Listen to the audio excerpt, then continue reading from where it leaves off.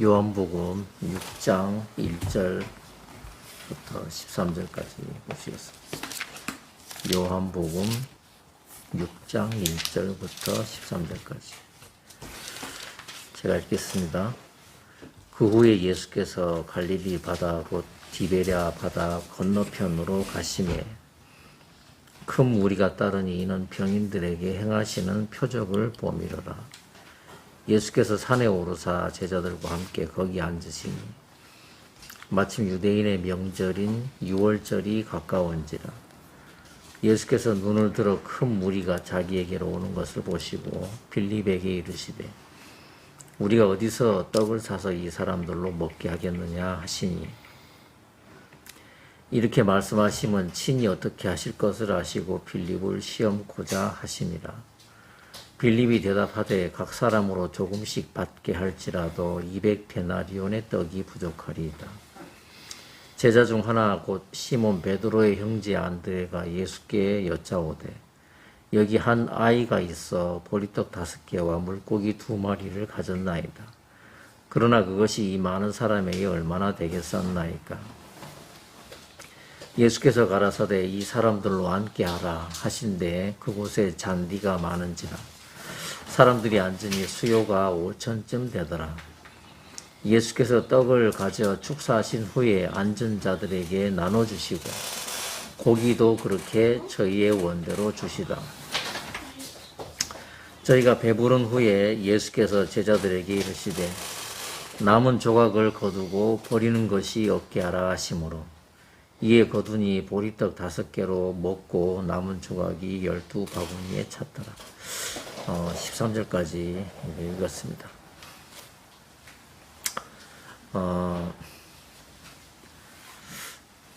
오늘 이렇게 제가 여기 위로 15층을 올라오는데 제가 예전에 그 대륙에서 살 때 거기는 그 아파트가 기본이 32층이 아니고 보통 한 40층 뭐 이렇게 돼. 그래서 한 번은 살았는데 32층에 살았어요. 그때 한번 정전이 한번 됐는가. 그래서 이제 거기를 또 운동한다고 일부러 32층을 오르락내리락 한 적도 있고 또 이제 이사를 갔는데 거기는 이제 19층인 거예요. 아무튼 그래서 이제 오면서 좀 새롭기도 하고 옛날 생각도 나는 거. 야, 그 예전에 11층? 11층이었는데 이 4층 차이가 꽤 높아 보이고 막 또 그러고 계속 예전에는 그 지하에만 주차를 하다가 지상에 또 오늘 보니까 막 또 자리는 또 많더라고. 또 뭐 앞에서 이거 이렇게 막 저기 주차 통제하는 그것도 없고 또 묻는 사람도 없고 어디 가냐고 묻는 사람도 없고 그것도 좀 신선하기도 하고 그런 이제 또 오늘 이렇게 들어오는데 엄청 이제 지난주는 좀 정리가 안 돼서 그런지 몰라도 좀 이제 깨끗하지가 않다 이런 게 이제 그런 게 있었는데 오늘 보니까 막 약간 조심이 되는 거예요. 뭐냐면 유리도 그렇고 막 우리 장훈이가 닦았는지 막 얼마나 깨끗한지 너무 이렇게 지난주에 비해서 훨씬 더 아늑하고 너무 좋다.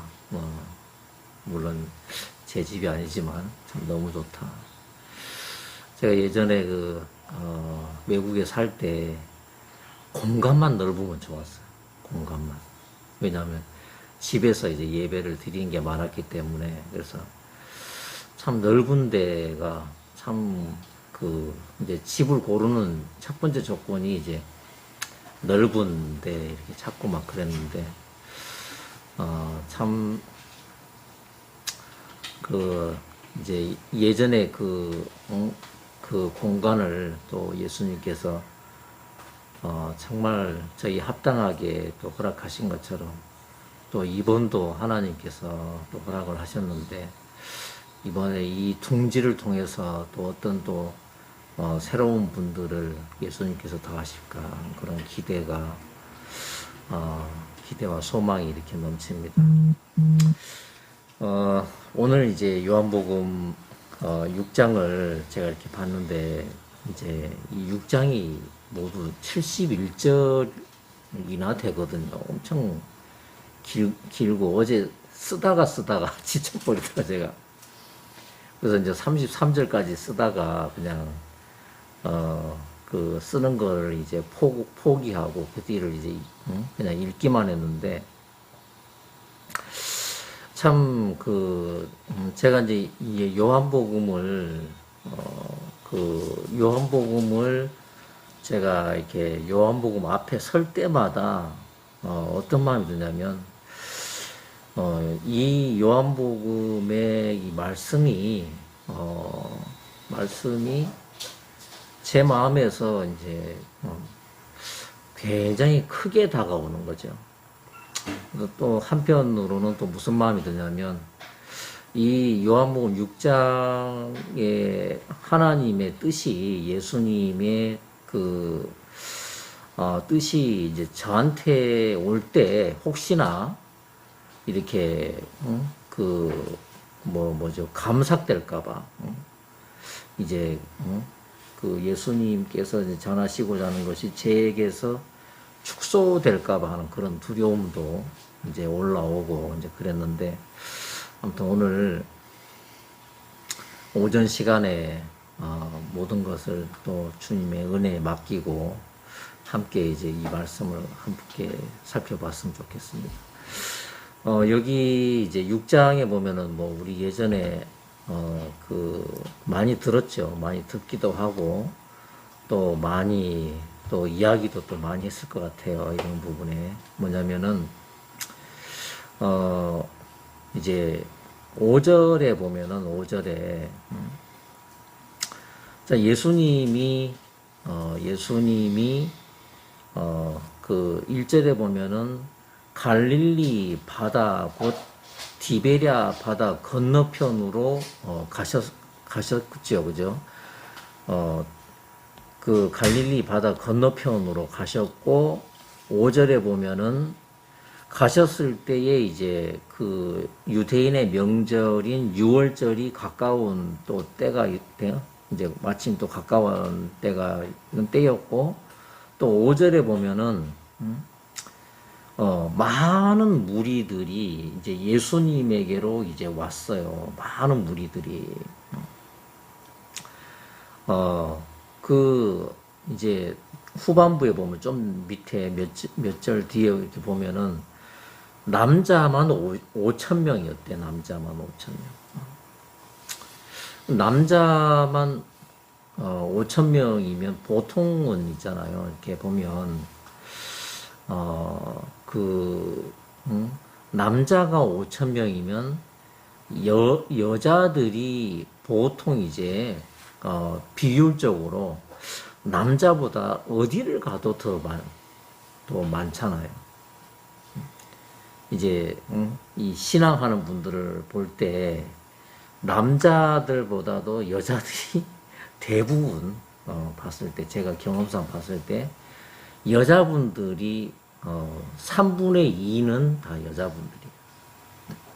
그런데다가 이제 여자분들이 또 뭐 아이들까지도 데리고 오고 막 이러면은 더 훨씬 더 수가 많아지고 그러니까 남자가 5천이면은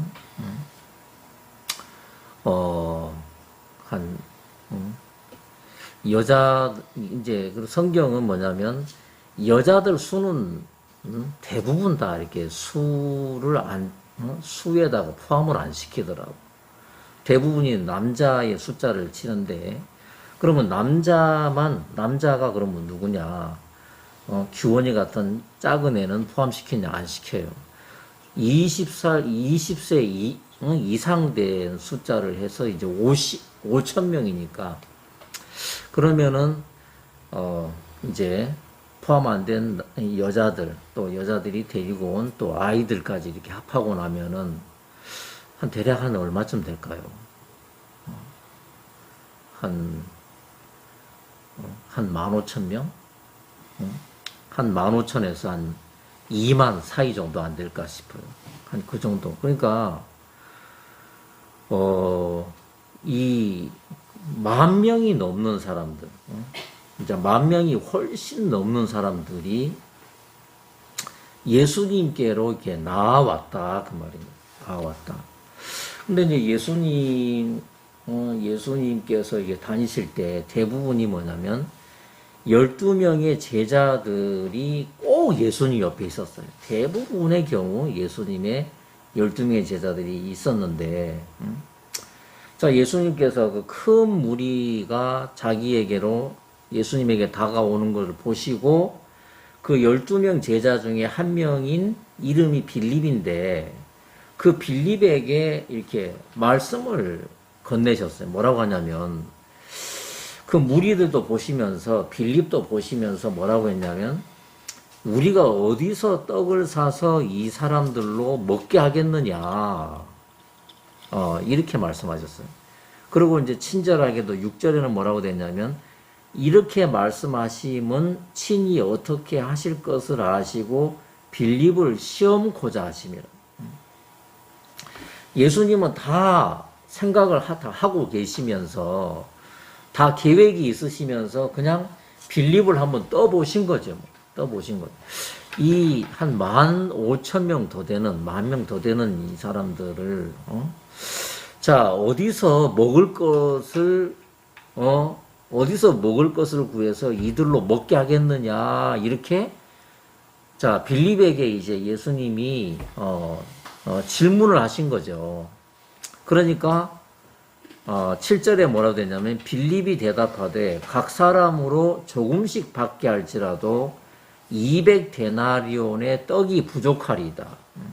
그러니까 이제 요한복음 6장의 71절까지 아주 긴 그 문장이 있는데 내용이 있는데 요한복음을 이제 이 그 가장 큰 이제 이슈가 뭐냐면 요한복음의 가장 큰 이제 이 사건이 뭐냐면은, 먹는 것에 대한 이야기입니다. 떡에 대한 이야기입니다.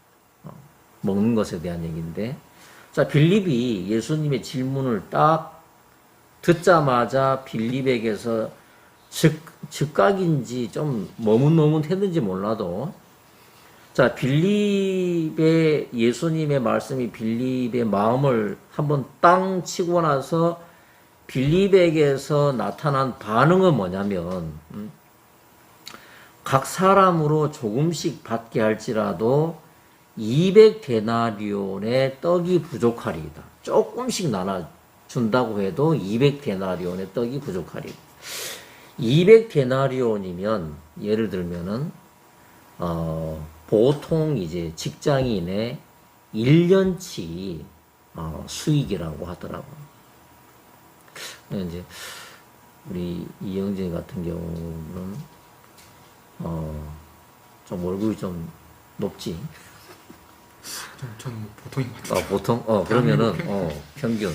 그러면은 이영재가 월급 얼마인지 몰라도 아무튼 1년 동안의 수익 1년 동안의 그 연봉을 한꺼번에 먹을 걸 다 샀다. 그거를 1년 연봉을 다 털어가지고 먹을 거를 한 번에 사서 거기에 모여있는 예수님을 따라온 사람들에게 나눠줬는데 나눠줘도 조금씩밖에 못 돌아간다 그 말이죠. 그냥 입맛만 다시지. 그냥 뭐 좀 먹었다. 에이 괜히 먹었네. 입맛만 배렸네. 뭐 그 정도로 전혀 끼니에 전혀 도움이 안 되는 정도다. 그냥 맛만 보고 지나가 버린 그런 거라는 거죠. 이렇게 볼 때 빌립은 상당히 계산을 잘하는 것 같아요. 바로 그냥 막, 이 계산이 이게 답이 나오니까, 빌립은 그렇게 나왔어요. 자, 우리 여기 이 형제의 연봉, 1년의 연봉을 다 털어서 이분들에게 다 나눠줘도 그냥 여전히 이걸로는 저분들을 한 끼 식사도 해결이 안 됩니다. 이게 빌립의 마음에서 부딪혀 나온 답이라는 거지. 근데 이제 그 옆에 있는 8절에 보면은 또 제자 중에 또 한 명이 있는데 시몬 베드로의 형제 안드레가 그 예수님하고 빌립하고 이제 대화하시는 걸 들으면서 뭐라고 하냐면 여기 한 아이가 있습니다. 마침 규원이처럼 한 아이가 있습니다. 근데 이 아이가 보리떡 5개와 물고기 2마리를 가졌나이다.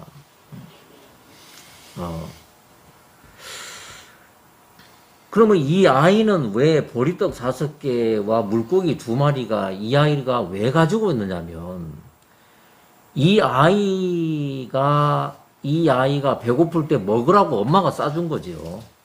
이렇게 예상이 되는데 그러면 아이의 배가 아무리 큰들 어른 배만큼 하겠습니까?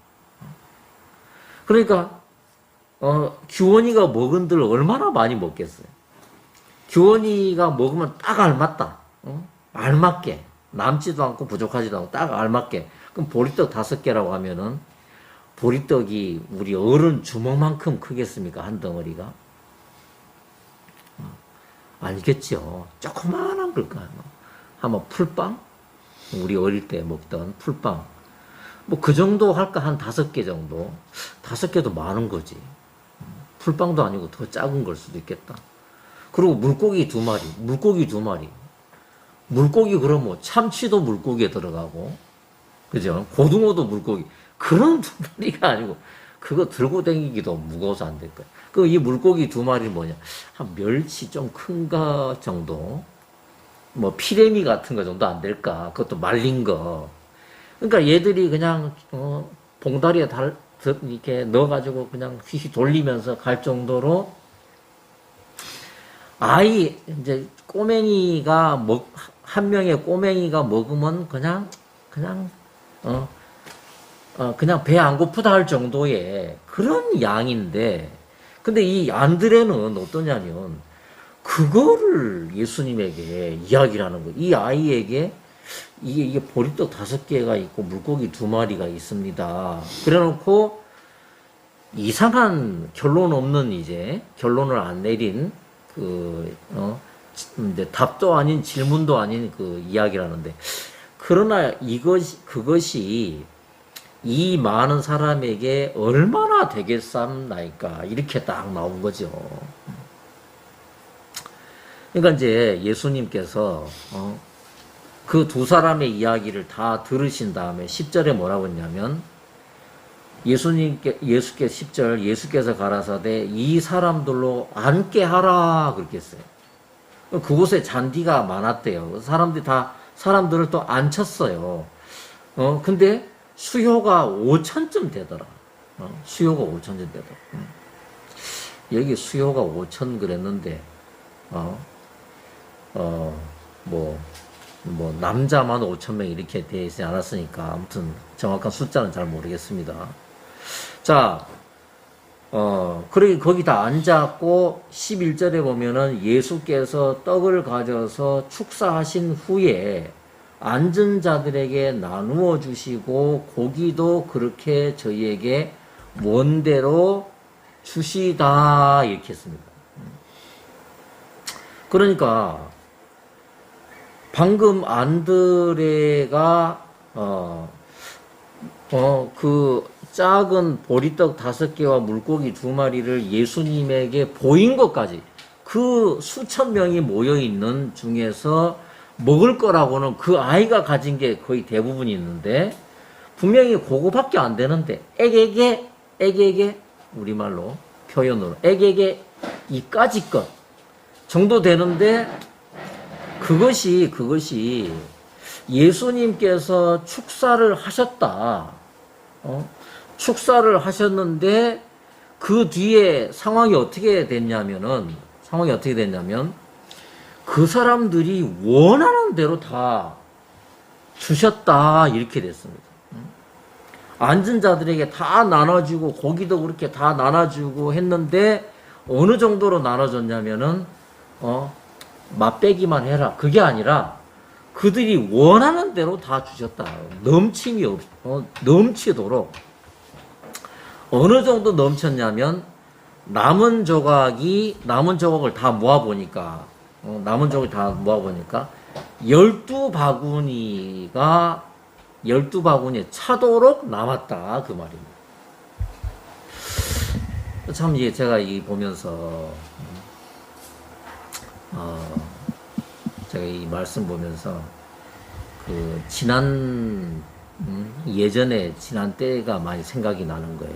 뭐냐면 지금은 이제 말씀 전하는 것에 이제 많이 좀 예전에 비해서 많이 이제 자유로워지고 또 부담도 없고 이제 그러는데 참 긴 세월 동안 이 말씀 전하는 게 얼마나 스트레스가 많이 되는지 몰라요. 그래가지고 처음에는 있잖아요. 제가 어떻게 했냐면 제가 말씀을 제가 예전에 어떻게 했냐면 옛날 우리 모친도 그런 표현 하셨는데 옛날 거기 있을 때 제가 제일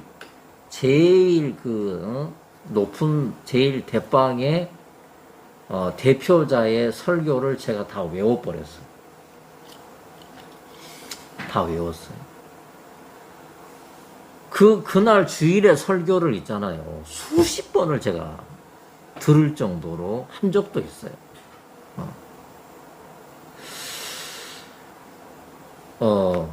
자, 그러고,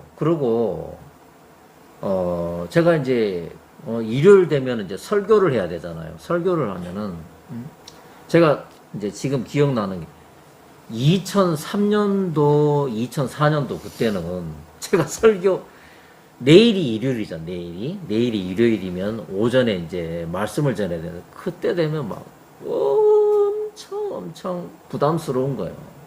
왜냐면, 왜 부담스러움? 정죄가 됐어, 정죄가. 왜? 일주일 내내 엉뚱한 짓 하다가.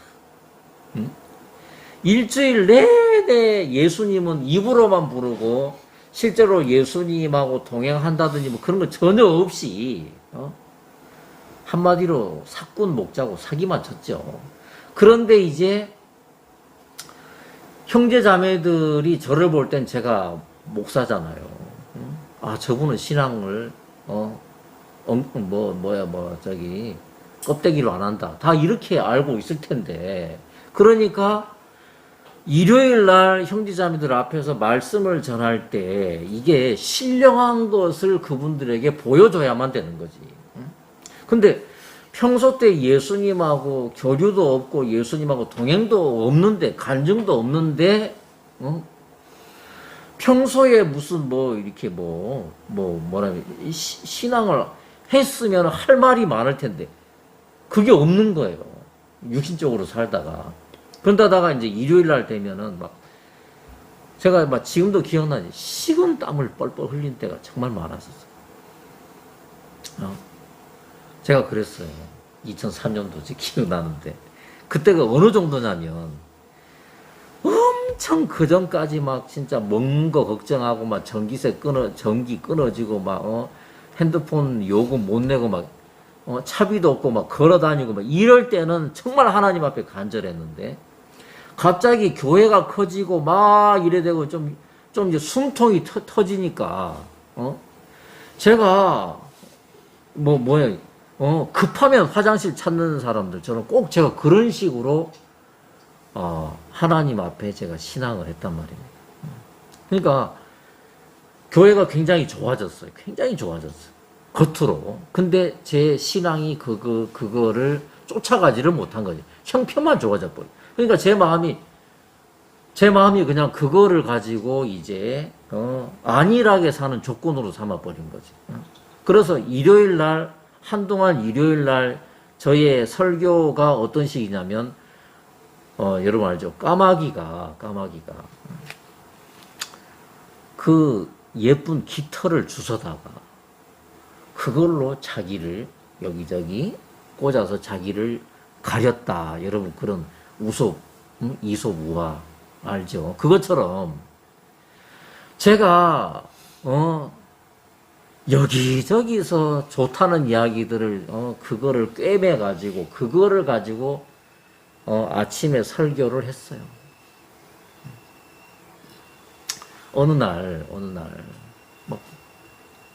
날부터 기도가 안 되는 거예요. 어느 날부터 기도가 안 되는 거예요. 기도가 안 되다가 와, 무슨 일을 당했냐면 이상하다. 왜 기도가 안 되지? 두렵더라고. 근데 어느 날 제 가족이 쓰러졌어요. 병원을 세상에 갔는데 그 이국 땅에서 병원을 갔는데 빨리 수술을 해야 된다는 거. 와, 세상에 뭐라고 표현해야 됩니까? 그냥 정말 소름이 돋는 공포스럽더라고. 근데 거기서는 수술을 못 하겠는 거예요, 도저히. 그래서 이제 한국으로 나왔는데 한국 나와서 이제 검사를 하니까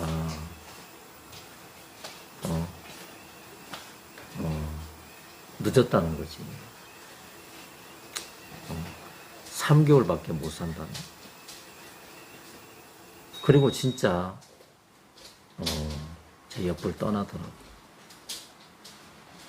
그리고 그 해에 제 가족이 2명이 저를 떠났어. 제 아버지도 스스로 목숨을 끊으시더라고. 야, 저는 그때 얼마나 두려웠는지 몰라.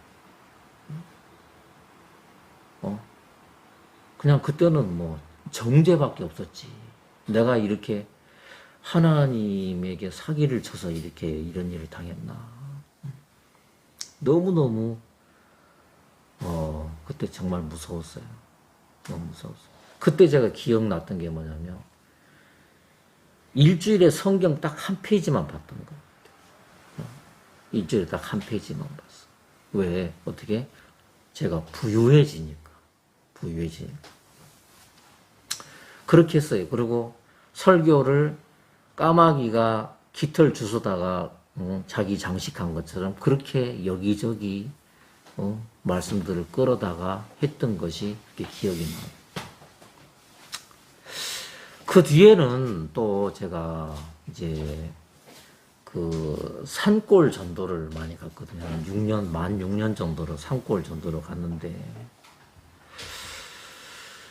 근데 그때도 참 그때는 2005년에서 한 10년, 12년까지 됐겠다. 그때 막 산골로 그때 막 다녔는데 그때도 제가 엄청 그 산골로 가기 전에 그분들을 만나기 전까지 엄청난 마음의 부담이 있어요. 왜냐면 저분들에게 도대체 무슨 말씀을 전하냐. 그래가지고 예전에 있잖아요. 거의 이제 레파토리가 그래. 뭐냐면 지금도 아직 그 단체는 그렇게 하던 레파토리가 무슨 요한복음 8장 가는 중에 잡힌 여자 사마리아 여자 4명의 문둥이 늘 그거였어. 늘 그거. 그래놓고 혼자 스스로를 변명하기를 뭐냐면 명품은 오래 가는 거야. 누가 이렇게 얘기하더라. 그래가지고 그거를 막 그냥 그거 말고는 제가 할 얘기가 없는 거예요. 자신 있게 제가 할 수 있는 얘기가 없는 거예요. 그래가지고 그거를 있잖아요. 거의 7년을 제가 산속을 다니면서 그분들 만나면서 그 얘기 나중에는 어떻게 그 책을 읽어주다시피 제가 했어요. 그거를. 야 진짜. 전 예전에 저 자체도 아직 그 마음이 안 만들어졌던 게 뭐냐면 이 예수님이 하늘에서 내려온 떡이다. 예수님이 하늘에서 내려온 하나님이 이 땅에 내려보내신 그게 생명의 양식이다. 이게 저한테 안 온 거예요. 말씀이 생명이다. 이게 저한테 안 왔어요. 마음에 안 왔어. 그러니까 뭐예요? 규원이는 사내 아이로 태어났지만 쟤는 아직 남자가 다 갖춰진 건 아닌 것처럼 그것처럼 제 마음에 무슨 선교사고 목사고 사자는 다 들어갔지만 근데 저의 영적인 상태는 여전히 뭐냐면 여러분 어떤 암탉은 배를 갈라보면은 계란이 만들어지다 만 거 있잖아. 그런 것처럼 제가 그런 식이었어요. 그래서 이 말씀이 진짜 나의 생명이다. 이게 마음에 안 왔어요. 자, 신명기 8장 3절에 무슨 말씀이냐면 사람이 떡으로만 사는 것이 아니다. 사람이 떡으로만 사는 것이 아니라 하나님의 오직 이랬어요. 오직 하나님의 입에서 나오는 모든 말씀으로 사는 줄을 너희로 알게 하시려고 하나님이 이스라엘을 40년 동안 광야로 내모셨대. 뭐 하려고? 말씀으로 산다. 그거 가르쳐 주려고. 근데 저는 이 말씀으로 제가 이 말씀이 저의 생명이라고 하는 것이 제 마음에는 암탉에 만들어지지 않은 알처럼 제가 그랬다니까. 그러니까 제가 그 외국에 있으면서 정말 10수년 동안 거기를 정말 다니면서 말씀 앞에 부담스럽지 않은 적이 한 번도 없었어요. 그러다가 막 고민하다가 이제 출발하는 그날 조금 마음에 정돈이 되게 된 건 뭐냐면 맞아 나는 예수님 앞에 나는 그냥 이 하찮은 보리떡 5개 중에 하나지 내가 뭐야 내가 내 역량을 봤을 때 나는 한 명도 나는 이 배를 배불릴 수 없는 그런 사람이다. 근데 예수님께서 나같이 보리떡 하나 같은 나 같은 사람을 만약에 축사 한번 해주신다면 너무 막연했죠. 과연 축사하실까? 과연 이 보리떡 5개라 할지라도 진짜 맛대가리 하나도 없고 가치도 없고 너무너무 작고 한 명도 배불리지 못하는 이 보잘것없는 보리떡인데 이 보리떡 같은 날을 예수님께서 축사해 주시면 되지 않겠나. 그런 막연하게 겨우 그거 이제 마음에서 이제 위로를 삼고 여전히 떨리는 마음으로 제가 그냥 산골을 다닌 적이 정말 오래됐어요. 지금 하나님 앞에 참 감사한 것은 뭐냐면 저한테 이제 제 개인적으로 이렇게 표현하자면 큰 변화가 하나 일어났는데 그거 뭐냐면 지금은 있잖아 말씀을 이렇게 보면은 제가 그냥 저도 모르는 사이에 말씀을 눈에다 이렇게 눈을 말씀에다가 이렇게 고정하고 있으면 저도 모르는 사이에 어느새 제가 그냥 풍덩 빠져버려요. 말씀이 그냥 풍덩 빠져버려요. 설탕을 그냥 그 유리컵 안에 물이 가득 찬 유리컵 안에 갖다 붓자마자 다 녹아서 없어지듯이 진짜 제가 어느 날부턴가 하나님께서 그런 은혜를 베풀어 주시더라고요.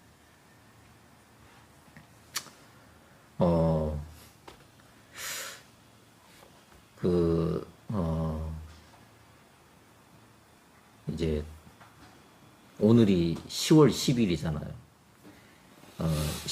이제 9월 30일이죠.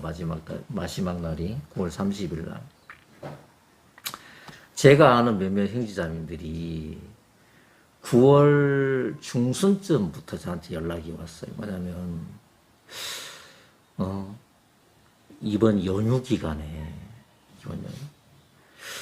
우리 어떻게 할까요? 이렇게 물어보는 거죠. 그분들의 연휴는 7일간이에요.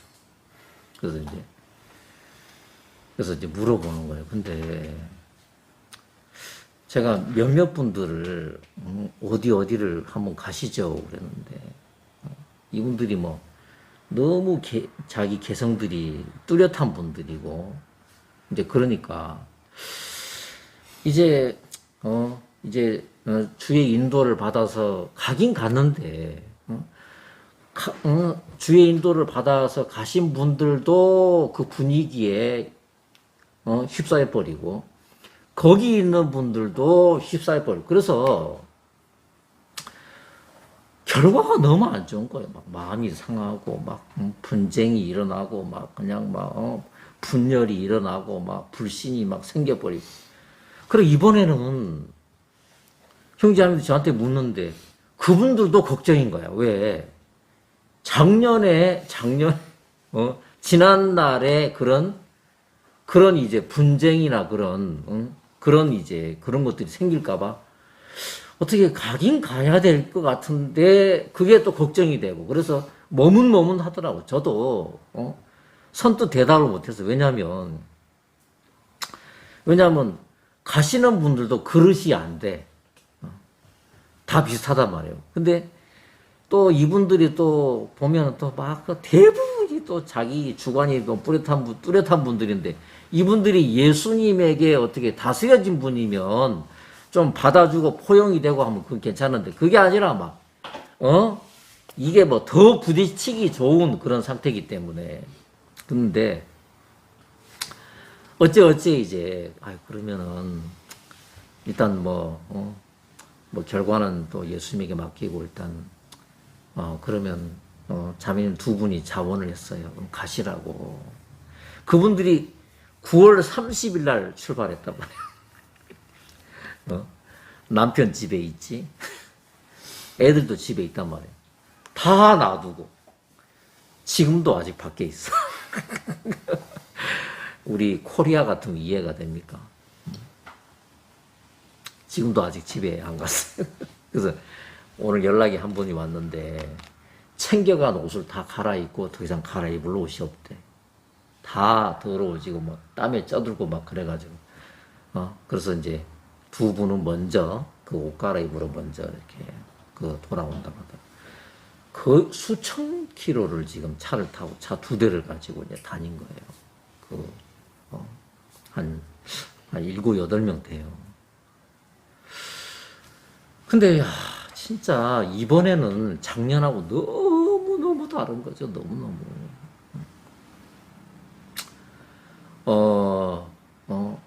이제 제가 이제 자주 다녔던 데를 저는 못 가니까 이분들이 대신 갔어요.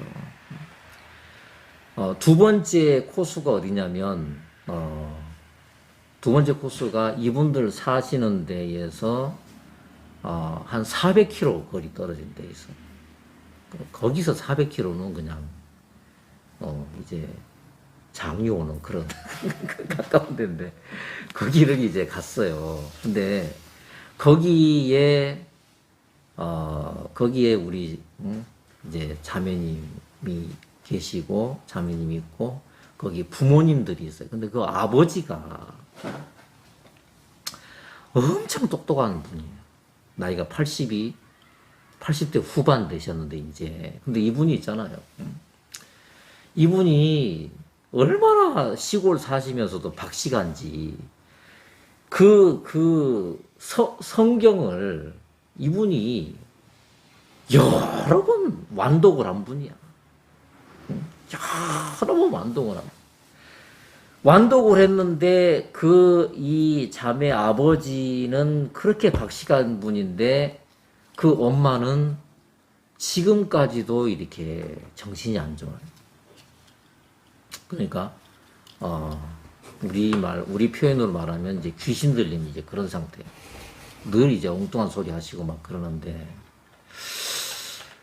근데 이번에 참 감사한 건 뭐냐면, 그 부친이, 그 자매의 그 아버지가,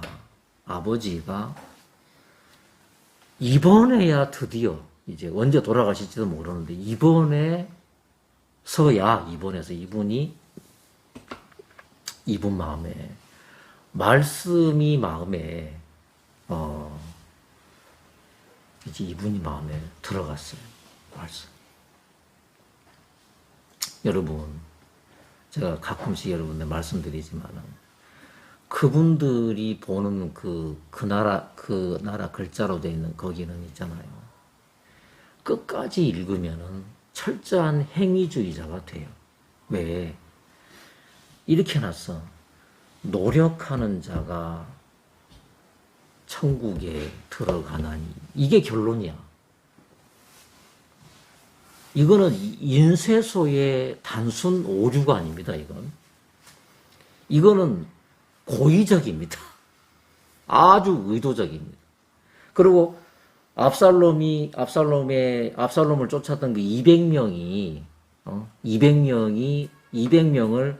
자, 뭐라고 했냐면, 성실히 압살롬을, 그 200명이 성실히 압살롬을 쫓았더라. 이렇게 돼 있어요. 이거는 인쇄소의 단순 오류가 아니고, 목적을 가지고 있는 거예요, 목적을. 무서운 거예요. 은혜에서 끌어내려서, 행위로 집어넣으려고 하는, 이건 거의 뭐라고 해요? 음모라고 해야 되는 거지, 음모라고. 근데 이 할아버지 힘이 있을 때 저도 그 집을 갔는데, 제가 그 집을 갔을 때 막, 얼마나 힘이 넘치는지 몰라. 한마디도 안 들어가고, 나도 성경 안다! 이제 이런 분이에요. 근데 이번에, 진짜, 이분들이 이제 하늘나라 가실 때가 다 됐는지 모르겠어. 그 할아버지가, 그래, 왔어. 이제 형제자매들이 그 집을 간다고 그래가지고, 이 할아버지도 오셨어요. 농촌에 사시는데. 근데 이분이 마음이 열려있으니까 무슨 얘기를 해도 예전보다는 다르게 되는 거예요. 그래서 이제 자연스럽게 무슨 얘기가 됐냐면, 시편 29편 9절에 보면은 이렇게 돼 있어요. 여호와의 음성에 암사슴으로 낙태케 하고, 여호와의 음성이 암사슴으로 하여금 낙태케 하고, 이렇게 요런 구절이 있어요. 자, 하나님 말씀 듣고 유산해 버렸다, 이 말입니다. 근데 이 할아버지가 이번에 그 글귀가 딱 보이면서, 이거는 아니잖아. 아니, 마른 뼈다귀도 엘리사의 시체하고 부딪히니까 마른 뼈다귀 같은 사람도 뼈다귀가 서로 이어지면서 힘줄이 채워지면서 사람이 살아나는데, 하나님의 세계는, 예수님의 세계는 부활의 세계고 생명의 세계지. 왜 말씀 듣고 죽어버리냐? 말씀 듣고 시험 들었다. 응? 말씀 듣고 우울해졌다. 말씀 듣고 믿음을 잃어버렸다. 이거는 아니지. 이번에 이 할아버지가 딱 마음을 바꿔. 그리고 이 형제자매들 앞에서 내가 틀렸습니다. 이걸 딱 인정한 거예요. 아, 진짜 제가 너무 마음에 기뻤어요. 그러고 이제 이분들이 거기를 이틀 동안 머물다가 또 이제 또 수백 킬로를 달려가지고 몇 킬로입니까? 한 700킬로를 또 달렸어. 그래가지고 다른 데 이제 도착을 했는데 거기에서 진짜 최근에 몇 개월 안 돼요. 3개월밖에 안 되는데 하나님 하자도 모르고 예수님 예자도 모르는 한 부인인데 부인이 그냥 우연히 그 정말 엄청 육신적인 그 자매 한 분이 거기 있는데 그 자매에게 그냥 마음이 열린 거예요. 그냥 마음이 열렸어. 근데 이제 지금 어느 정도냐면은 이분이 말씀을 듣고 또 그걸 또 말씀을 또 자기가 또 정리하고 이러는 거예요. 이러는 거. 근데 이 자매님이 며칠 전에 뭐라고 안증하냐면 지난주에는 이제 이분들하고 그 요한복음 5장의 말씀을 이제 교제를 요한복음 5장 4장을 지지난주 했는데 그때 무슨 말씀이냐 요한복음 4장에 예수님이 어떤 사마리아 여자한테 내 남편은 원래 다섯이고 또 지금 있는 남자는 또 네 남편이 아니다. 그러니까 지금 6번째 지금 남자를 갈면서 지금 살고 있는 여자가 있는데 근데 이분은 이 부인은 저도 만난 적 없어요. 응? 만난 적이 없는데 이분이 며칠 전에 뭐라고 간증을 하냐면 제가 어떻게 성경이 어떻게 이 말씀이 전부 나한테 하는 이야기입니까? 이분이 이렇게 간증을 하면서 제가 바로 이 사마리아 여자처럼 제가 바로 그 남편 5이 있었던 그 사람입니다. 이번에 있잖아요. 이분들이 이렇게 장사를 하는가 봐요. 형제자매들이 간다 하니까 남편도 덩달아서 그 문을 닫아버렸어. 영업하는 상점 샷다 문을 닫아버리고 이분들 7, 8명 되는 이분들을 정말 뭐를 표현하면 정말 뜨겁게 영접을 한 거예요. 꼭 루디아 자주 장사로서 하나님을 섬겼다는 루디아처럼 하나님이 이분 마음을 열어가지고 남편 마음도 열리고 또 근데 하나님께서 또 이제 이분들에게 약간 더 이제 더 플러스 되는 일을 해주신 게 뭐냐면 아들이 나이가 30인데 그날 운전했는데 막 머리가 막 깨질 듯이 아팠대 얘가 이 아들이 그래가지고 꼭 무슨 열왕기 하에 누굽니까 수넴의 여자의 아들처럼 아이고 머리야 막 그러듯이 이 아들이 막 머리를 붙들고 막 아이고 머리 하고 뒹구는 거예요. 근데 우리 자매 한 남편이 엄청 저를 정말 미워하고 막 대적하고 막 이런 분이 있었는데 이번에 자기가 자원해가 요 며칠 마음이 바뀌셔서 자기가 자원해서 운전수로 가신 분이 있거든. 근데 이분이 늘 남편 막 안에 끌어내리고 무슨 막 비방하고 막 이런 분인데 이 남편이 뭐라고 하냐면 우리가 이 아들에게 안수 한번 하자. 안수기도. 선생님한테 물어봐라. 그럼 안수기도 하시라고. 그래서 이분들이 그 아들에게 30세 된 아들에게 아이고 머리야 하는 이런 분한테 안수 기도를 한 거예요. 근데 아이고 성경에서나 그런 일이 있지 베드로의 장모님한테 열이 많았는데 열병이 걸렸는데 안수하니까 갑자기 열이 떨어지고 예수님 섬겼다고 나왔지만 이게 요즘 21세기에 그런 게 있겠어. 근데 아들에게 안수했는데 이 아들이 갑자기 좋아져 버려. 머리 열이 다 그냥 사라지고, 갑자기 정신을 차리면서, 엄마, 나 배고프다. 바로 밥을 먹었다. 그러니까 막, 이분들이, 이번 올해는 어떠냐면, 가는 곳마다 환영을 받는 거예요. 가는 곳마다. 가는 곳마다 생명의 역사가 있고, 가는 곳마다 참, 이 예수님의 이 은혜가 있고, 그랬어요.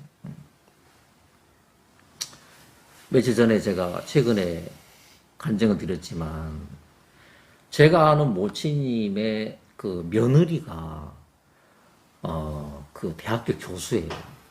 근데 학교에서 화학을 가르치는 교수예요. 근데 고부간에 누가 뭐 사이좋은데 별로 없잖아. 거기도 마찬가지예요. 늘 부딪히고 막 알력을 부리고 막 또 이 똑똑한 며느리가 치려고 안 하죠. 이랬는데 이 며느리가 몸이 이상해서 병원을 갔더니만 갑상선 말기에 말기래. 애들이 아이들이 이영재처럼 큰 아들이 있고 작은 애가 있는데 나이가 비슷해요. 이 자매는 나이가 40이 넘으면 늦게 낳은 거지. 애들을 늦게 낳았는데 죽음이 와버린 거야. 죽음이. 늘 하나님하고 상관없이 뭐 듣긴 들어도 뭐 대충 듣고 이런 분인데, 근데 하나님께서 이 며느리 살짝 건드리셔가지고, 살짝 건드려서, 의사를 통해서 당장 수술해야 된다. 당장 수술해야 된다. 그리고 3개월밖에 안 남았다. 딱 받아. 이 며느리가 마음이 녹아버렸어. 녹으면서 그냥 어린애가 되고, 어린애가. 그러면서 이 며느리가 마음이 녹아버리니까, 계속 이제 막, 교제를 했는데, 형제들도 막 교제를 하고 막 계속 했는데, 결국은 이 자매 마음에 정말 감사한 건 뭐냐면은, 이런 복음서에 보면 이런 말씀 있잖아요. 예수님이, 그 12년 혈루병을 앓던 여자입니까? 그 여자에게 말씀을 하셨는데, 내 딸아. 너의 믿음이 너를 구원하였으니. 내 딸아, 너의 믿음이 너를 구원하였으니. 이런 그 말씀이 있죠, 그죠? 내 딸아. 너의 믿음이 너를 낫게 하였다. 이 말씀이 있습니다. 이 말씀이 이 며느리 마음에 그냥, 뭐죠? 그냥 여자가 임신하듯이 그냥 씨가 그 마음에 딱 착상이 돼버린. 그리고 이 며느리가 정말 밝아져 버렸어. 매기지도 않고, 제가 얼마 전에 얘기했습니까? 이분이 이제, 제가 그랬어요. 그 도시도 물론 크지만, 더 큰 도시로 가서 다시 한 번 더 검사를 받아봐라. 그래가지고 이제 한 2, 3주 지나서 다시 이제 큰 병원에 와서 그 사이에 이제 많은, 형제자매들과 대화가 있었고, 이제 교류가 있었는데, 그 뒤에 이 며느리가 큰 대학병원에 예약한 날짜에 가서 다시 검사를 받았어. 검사를 받았는데, 무슨 일이, 제가 간증했습니까? 무슨 일이 있냐면, 병원에 그 의사가, 그 박사가 뭐야, 염증이네요. 이거 염증인데,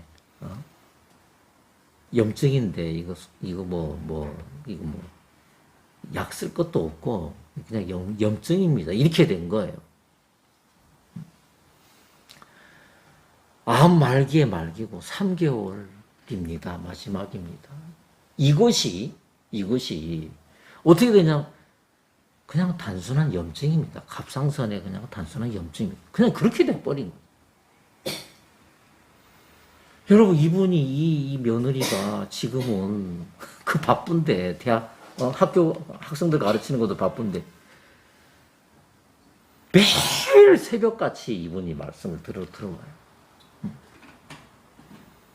정말 너무너무, 참, 놀라운 그런, 이렇게, 일이 있어요. 그분들 나중에 하늘나라 가서 뵙게 될지 아니면은 코로나 끝나면 뭐될지 모르지만 아무튼 제가 너무너무 신기한 거예요. 이 진짜 각양각색이고 개성이 뚜렷하고 다 독특하고 또 모래알 같은 이런 분들인데 모래알 같은 이분들인데 올해는 그 어느 해하고도 다르게 이분들이 이분들이 피곤하고 둘이서 교대로 운전하는 거지. 이분들이 피곤하고 여러분 집 나가면은 그분들 구원 안 받은 분들도 눈치 봐야 되고 또 그분들도 또 신경 써야 되고 얼마나 마음에서 피곤합니까? 집 나가면은 그 순간부터 피곤하지 않겠습니까? 그런데다가 전문적으로 전도자도 아닌데 가정이 있고 남편 섬겨야 되고 아이들도 있고 이런 분들이 지금 그 2주째 지금 겉으로 돌고 있는데 야, 참 제가 너무너무 뭐라고 표현해야 됩니까? 너무 감격스럽고 참 우리에게 아까 이영재도 간증했지만 진짜 저는 숫자를 떠난 지 저는 오래됐어. 왜?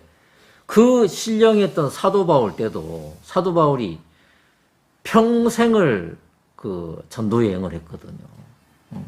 그 큰 아시아를 돌았단 말입니다.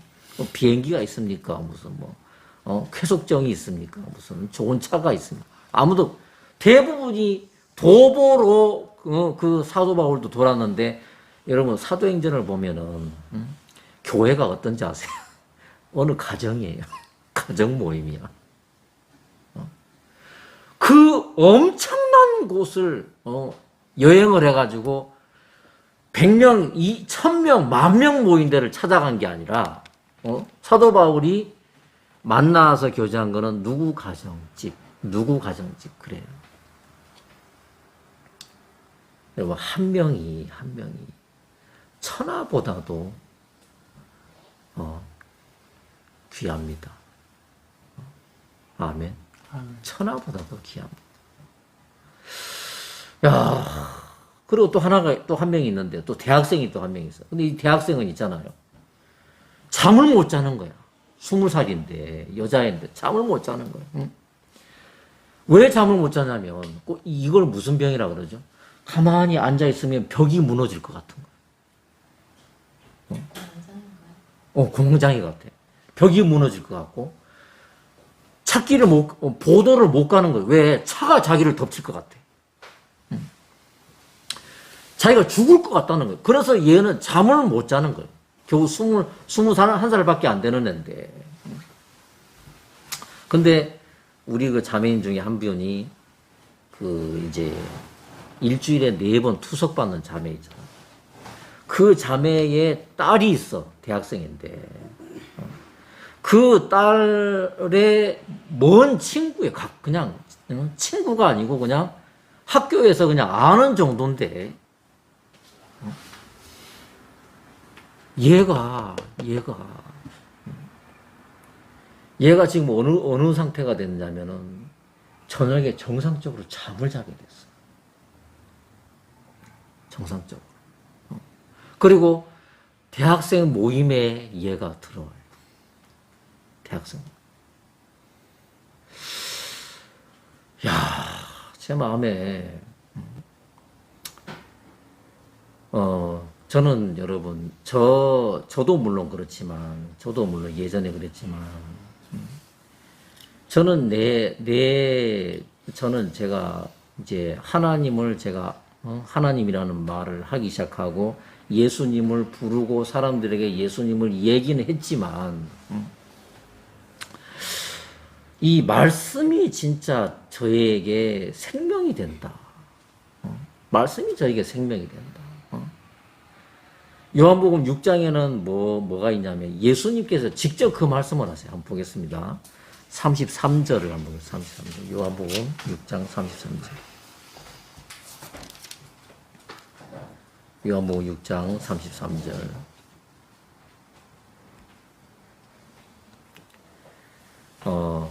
하나님의 떡은 하늘에서 내려 세상에게 생명을 주신 것이니라.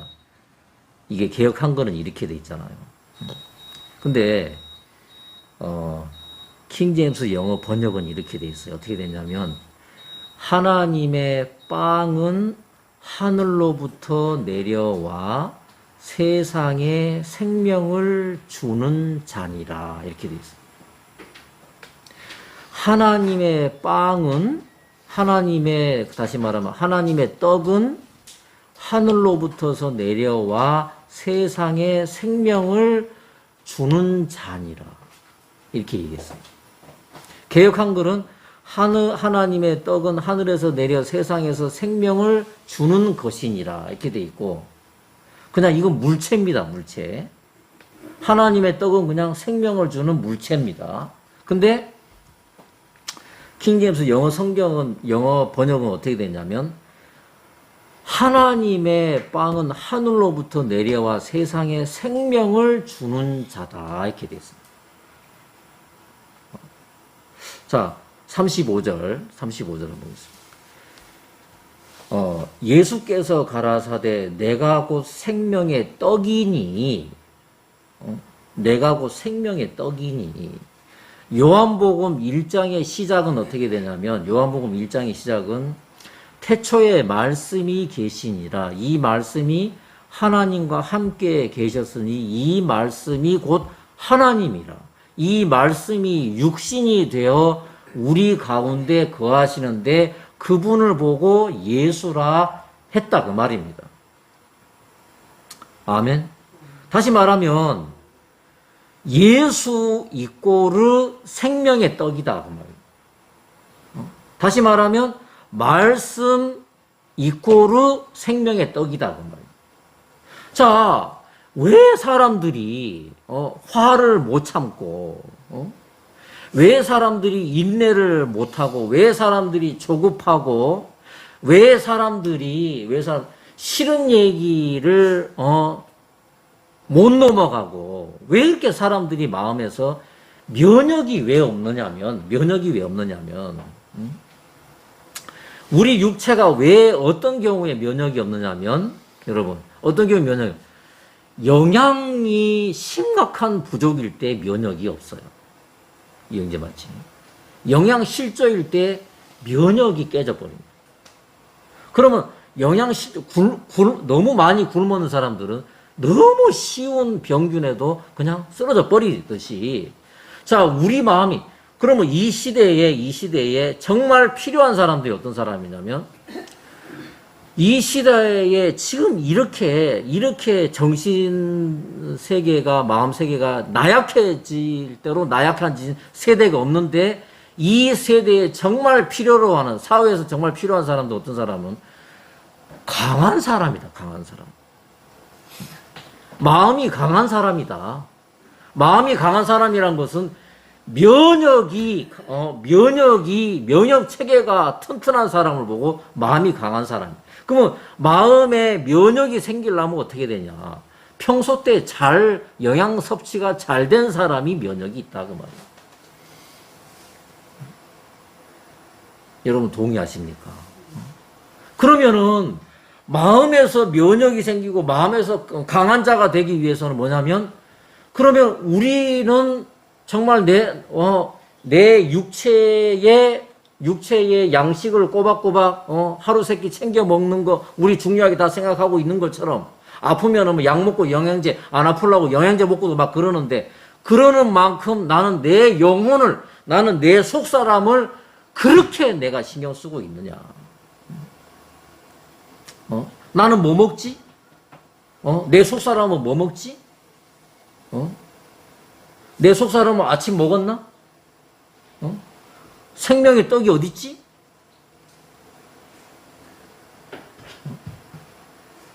그래서 여러분, 제가 외국 살면서, 젊은데도 몸이 다 망가진 이유는 뭐냐면, 가짜 식품에다가 불량식품을 먹었기 때문에 그랬어요.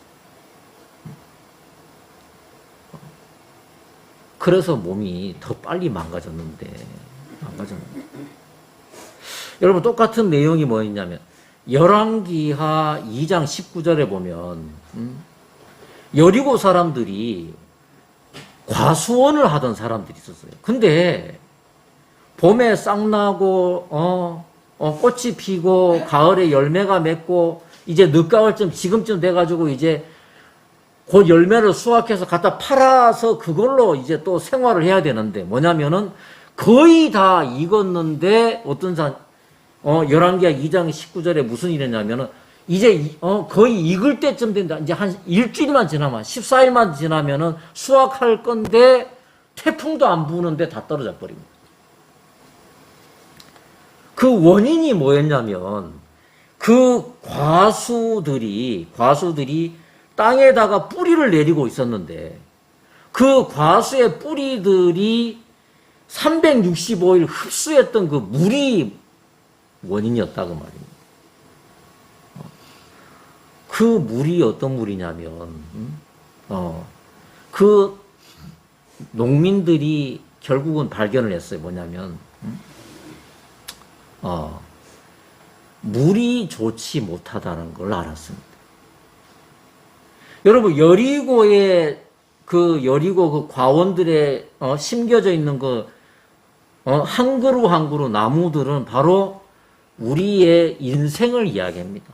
우리 이영재도 나무 한 그루 인생이고, 저도 나무 한 그루 인생이 그렇습니다. 근데 중요한 건 뭐냐면, 내 마음의 뿌리가 하루를 살면서 무엇에 접촉되어 있고, 무엇을 빨아들이냐에 따라서 열매가 끝까지 잘 익어서 주인에게 소득을 주든지 아니면은 익기 전에 다 떨어지든지 둘 중에 하나다 그 말이에요.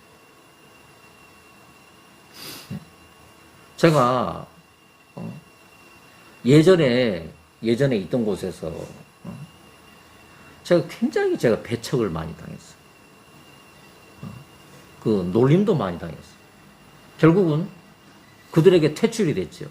그 이유가 뭐냐면 그들이 가진 힘으로 권력으로 기득권들이 저한테 뭐 했냐면 그들이 동일하게 했던 말들이 뭐냐면은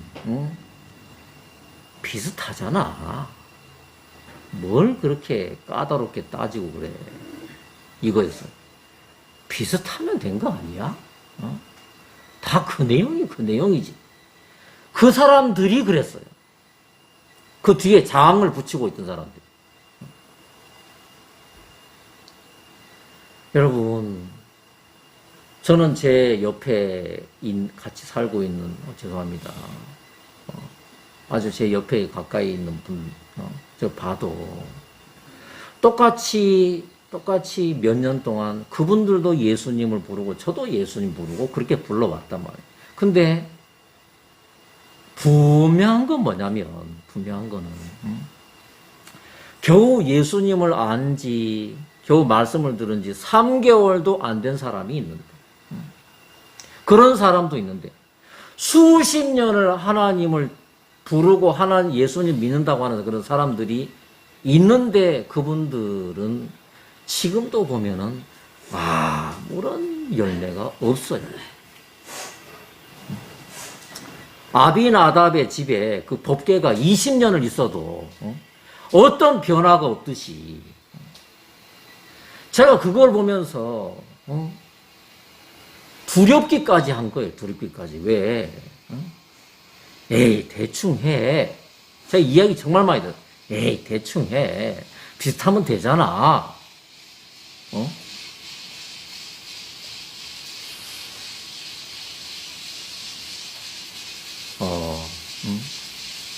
여러분, 제가 뭐 많은 간증을 시간상 다 안 드렸지만은 그 80 이제 거의 90대를 바라보는 그 할아버지, 그 우리 자매의 그 아버지는 응? 그 시골 사는 노인이면서도 그 성경을 여러 번 그분이 통독한 분인데 이번에 마음을 딱 바꿨어요. 뭐냐면 아, 이건 말씀이 아니구나. 뭐가 노력하는 자가 천국 간대. 그리고 성실히 압살롬을 쫓았더라. 아, 이건 말씀이 아니구나. 자, 우리가 이제 사는 것은, 내가 육체 가운데 사는 것은 나를 사랑하사 나를 위하여 자기 목숨을, 생명을 버리신 하나님의 아들을 믿는 믿음으로 사노라. 요건 비슷하지, 말씀이 아니다, 그 말입니다.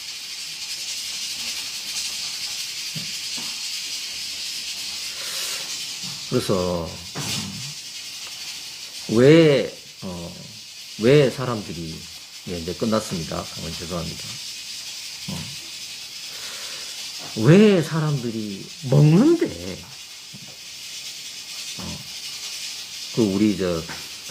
여러분, 예전에 자주 들었던 비유 아시죠? 어떤 분이, 류마티스 관절염인 줄 알고, 류마티스 관절염을 병원에서 그 약을 한 가만히 먹었다는 거예요.